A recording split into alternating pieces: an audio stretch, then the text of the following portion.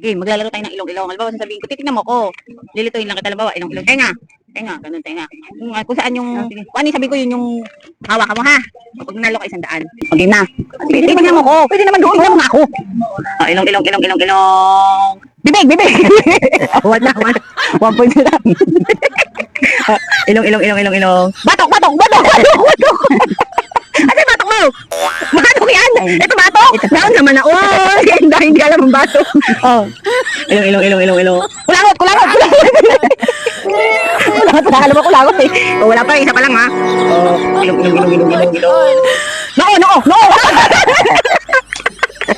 Noo! Aon naman na. Oh, hindi alam mo noo.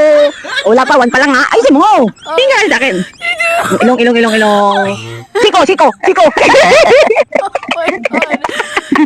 Sabi ko mo.